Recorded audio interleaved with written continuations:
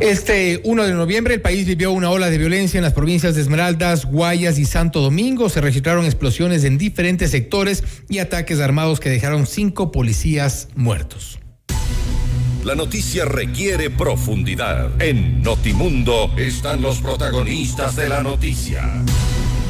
Y este momento en los estudios de FM Mundo está ya con nosotros el doctor Jean-Paul Pinto, experto en seguridad, para hablar sobre el tema que nos convoca, cómo enfrentar el crimen organizado en nuestro país. La ola de violencia no para, se ha vivido uno de los momentos de mayor terror en nuestro país. Guayas, Esmeraldas, Santo Domingo y bueno, también en algunos cantones puntualmente, hechos que generan terror y no hay respuestas por parte de las autoridades. Jean-Paul, gracias por estar con nosotros. Gracias, Fausto, por la invitación. Mira que estamos asistiendo realmente a que ellos nos muestren su capacidad de fuego.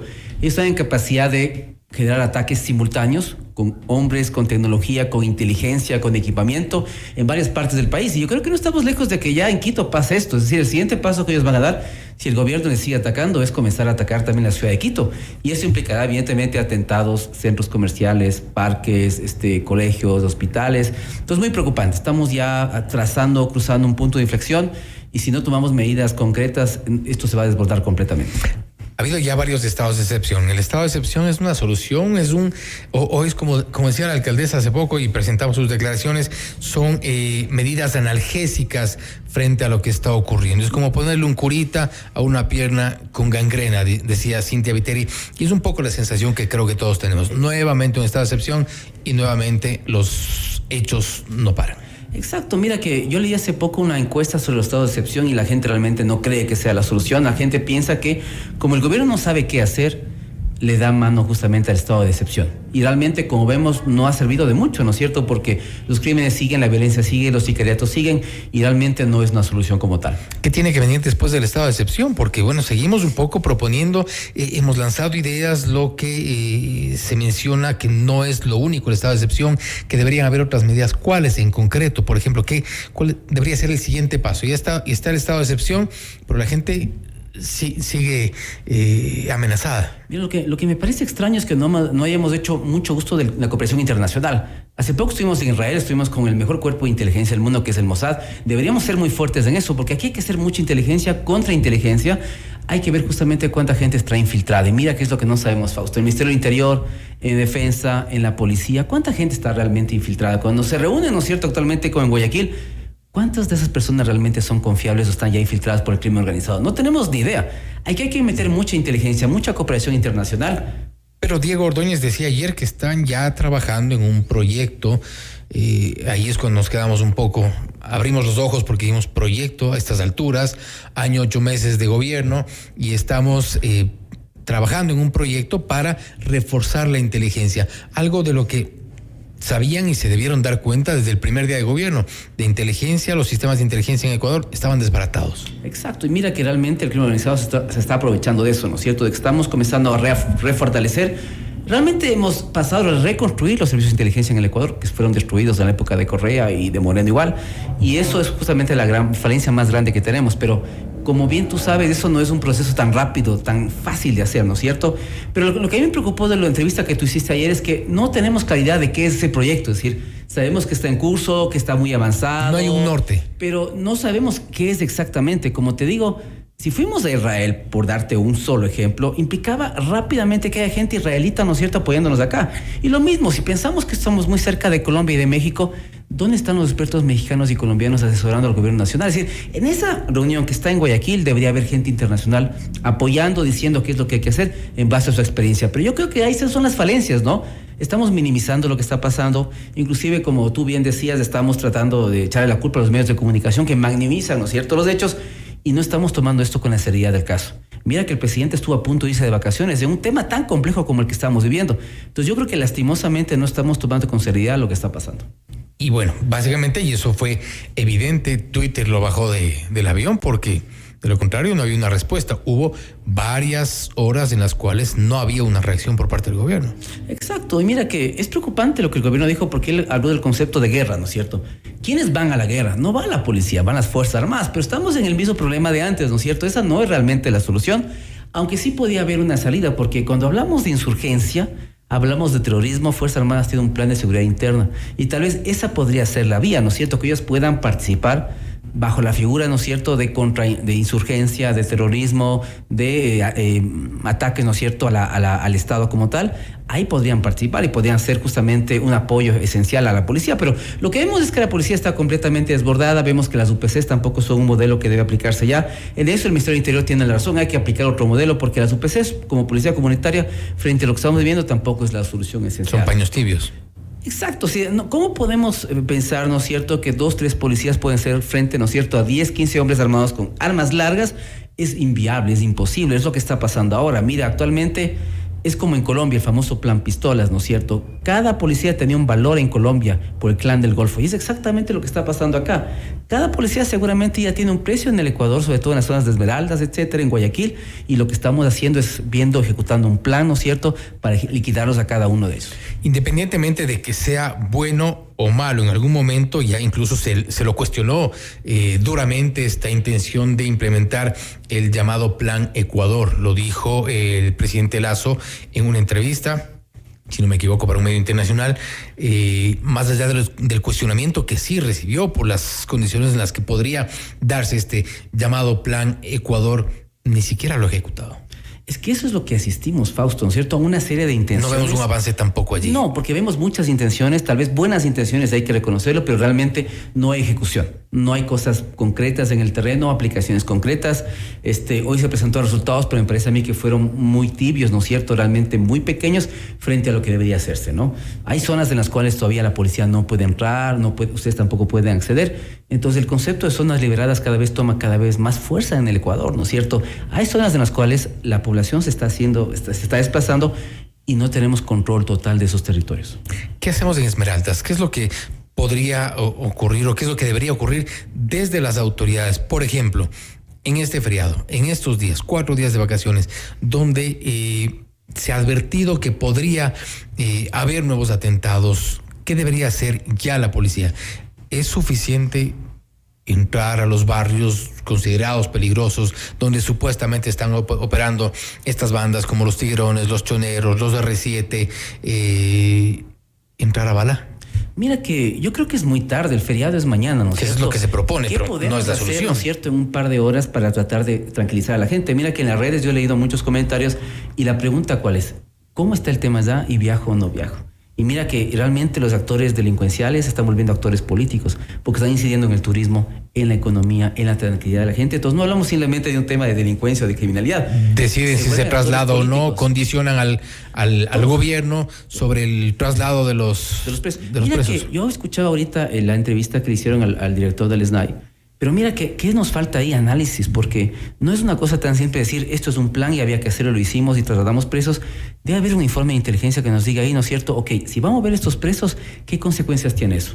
¿Disturbios menores, focos de conflictos menores o realmente posibilidad de muerte? Y mira que si inteligencia lo dice que esto podía desembocar en actos de atentados, etcétera, eso no debía haberse hecho hasta no tener mejores condiciones para trasladar a esos presos. Me quedó sonando un poco, y a propósito de lo que se informaba en estas últimas horas, el propio gobierno, el propio Estado, a través del SNAI, a través del Ministerio del Interior, se informa, vamos a trasladar a este número de presos de tal cárcel a tal otra. ¿Esto no es contraproducente informar expresamente sobre lo que se está haciendo, sobre parte de lo que se considera o se entendería como su, entre comillas, estrategia, la estrategia del gobierno, por un lado? Y por otro, están movilizando un grupo, se informó también por estos días, de 100, 200 integrantes de una sola banda que los llevan de un lado a otro. Simplemente estás trasladando el problema de un lado a otro. No los estás separando, que es un poco, creo yo, la idea, o en algún momento incluso se planteó como una propuesta, es decir, el desconectarlos de esta dinámica que tienen al interior de las cárceles. Mira que lastimosamente hemos llegado a un punto de inflexión en el cual las soluciones para el tema de cárceles son realmente muy complejas, ¿no? Y frente a eso el gobierno debería ser un poco más cauteloso y ser mucho más inteligente.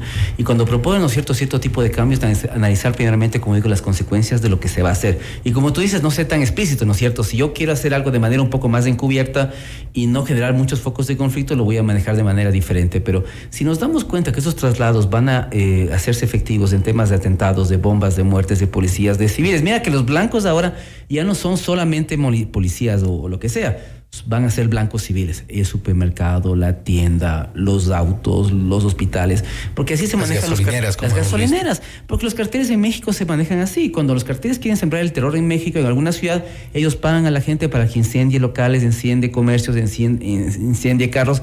Esa es la dinámica del crimen organizado. Entonces, me parece a mí que lastimosamente el gobierno no analiza profundamente las acciones que va a tomar y simplemente las ejecuta. Y después que las ejecuta, se pone a pensar que tal vez no fue una buena idea lo que se hizo.